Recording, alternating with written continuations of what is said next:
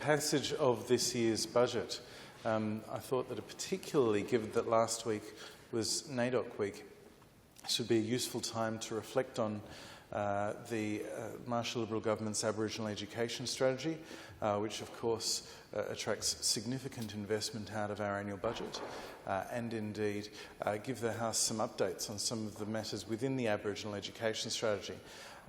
There have been some very special events in the last few days which I've been pleased to participate in or have been represented by other members of the government, reflecting on achievements of some of our Aboriginal learners and the opportunities now available to them, and also I wanted to touch base on those matters. The Aboriginal Education Strategy we launched at the end of 2018 in December at Lefevre High School, if memory serves me well. And I think that Professor Peter Buckskin, who was one of the co-chairs, along with the Department's Chief Executive Rick Pearce, and the advisory committee that put together this strategy, supported by a range of Aboriginal educational leaders, people like Professor Lester Iribinarigni and people like April Laurie, the now Commissioner for Aboriginal Children and Young People, and a number of others. Chris Matthews jumps out at me, but Professor Peter Buckskin described one of the key challenges that we have as a state, as a community, as being not just, as we have always put some effort into preparing our children for school, but we need to prepare our school for the children coming in. It's particularly important for our Aboriginal learners, having an understanding of their cultural needs, having an understanding of some of the reasons why we see a disparity in outcome in educational achievement. And our ambition is intentionally very, very bold here. We have an ambition to lift educational achievement so that there is that no deficit in this space, that we close that gap. And it is a bold ambition.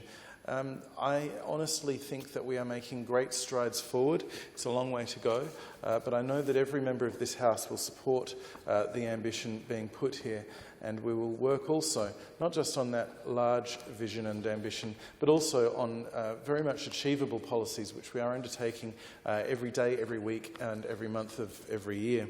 The Aboriginal Education Strategy has three particular aspects to it. Firstly, Aboriginal children developing foundations for success in the early years, Aboriginal children and young people excelling at school, and Aboriginal young people being on pathways to success. And in the third one in particular, I'll probably spend a little bit more time reflecting also on the connection between our strategy for connecting students across our school system into pathways through reforms to vocational education training, making sure that we are setting young people up for success, giving them the skills and opportunities they need to, whether it's a contract of training or a vet pathway, into an area where there is definitely going to be a job at the end of it, supported by strong career counselling that will ensure that they go into any of these vet pathways or indeed vet programs with a strong understanding of what job opportunities there are at the end of it.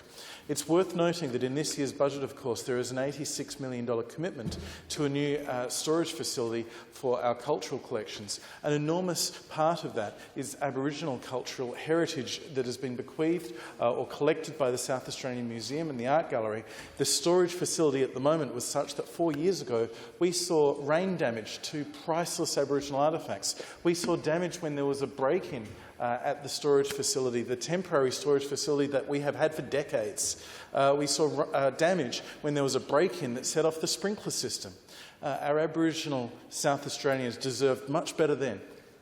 They've deserved much better for a long time, and in this budget we have an $86 million commitment to build a purpose-built, world-class facility to support that, and the new Aboriginal Cultures Gallery. And all of these cultural facilities will, of course, benefit from an enhanced Aboriginal workforce.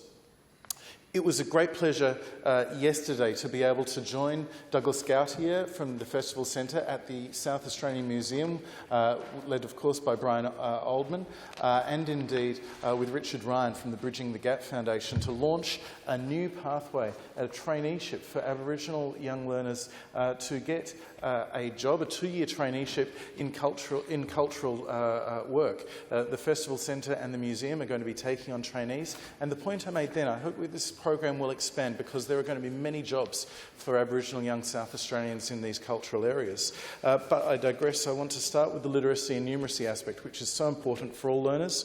We have departmental project officers working directly with leaders and staff in 372 schools and preschools, particularly important for Aboriginal students with regards to the Aboriginal team in learning improvement.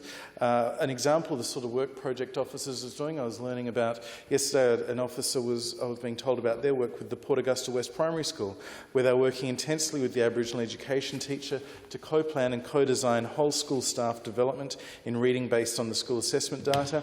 Worth noting that the percentage of Aboriginal Year 1 students who met or exceeded the expected phonics check achievement increased by 11 percentage points this year, which is great news. Still more to go, but great to see that achievement. And indeed, across the 2 years of the check, Aboriginal learners have increased their outcomes by greater than the state average. Also, the Aboriginal Learner Achievement Resource. This is a resource that's been developed to support school leaders in raising achievement in literacy and numeracy for all Aboriginal learners. A key focus of the implementation has been upskilling the Aboriginal workforce to engage families in literacy and numeracy learning of their child to better understand their role in literacy and numeracy improvement. So, for example, schools within the Berry portfolio are actively working to improve learner achievement by tracking and monitoring student progress, improving the collection and use of data to inform planning and learning. Strengthening language and literacy, online personalised learning plans for Aboriginal students were launched in June this year. Staff have worked with schools to develop culturally responsive resources and promote the importance of the plan to support ongoing growth and achievement. More than 2/3, indeed 70% of our Aboriginal learners now have an online learning plan. Aboriginal community language and culture partnerships have resulted in funds being distributed to 5 Aboriginal language organisations and an Aboriginal RTO to support continued community-led work in the Adnyamatja, Baganchi, Kaurna, Narungga and Ngarrindjeri languages, including developing language-specific content for the Framework for Aboriginal Languages and Torres Strait Islander Languages and certificate courses in Aboriginal languages. Aboriginal Languages Program initiatives has resulted in a steady growth in numbers of students studying Aboriginal languages in South Australian government schools since the implementation of the strategy. It increased to 4,700 students in 2019, 5,100 students in 2020, and we're on track for 5,900 students next year, which is great news.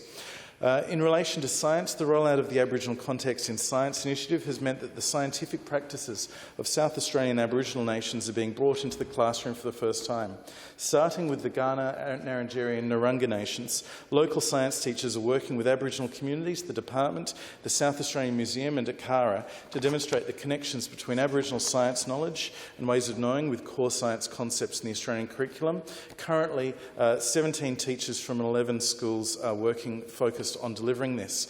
The Dame Roma Mitchell scholarships continue, and that's something that's been underway for a number of years, and I commend the work that the former government indeed did prior to our Aboriginal learning strategy in this, but it continues to grow up to 393 across all schools in the state. And indeed, I congratulate 2 students who graduated in 2019.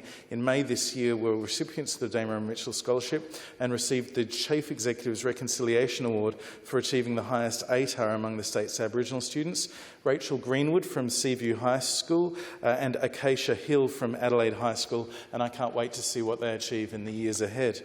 The Workabout program has been expanded to ensure Aboriginal students can utilise their skills to successfully move from study to employment, training and further education. In Port Lincoln, for example, Workabout now has 10 Aboriginal students who have gained employment this year.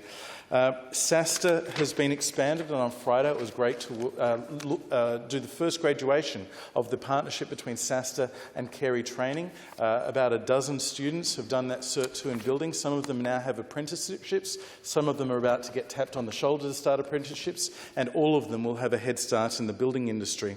The Clontarf Foundation is a program that has been brought in by this government, and Port Lincoln, in Whyalla, in Port Augusta and at Ocean View College. And indeed, that is seeing significant significant and dramatic improvements in attendance at all of those sites, and all of the principals, even those who weren't completely sold on the concept to start with, now love it. They're seeing improved attendance and genuine job outcomes. And I also want to commend the team in the department for their work to build an Aboriginal workforce plan and culturally responsive framework that is responding to the needs of our Aboriginal staff and looking to grow it and value their efforts and value their knowledge. And we will continue to support the Aboriginal Learning Strategy. Our Aboriginal learners deserve nothing but the best opportunities to succeed in life, and I know that every member of this parliament would support that goal.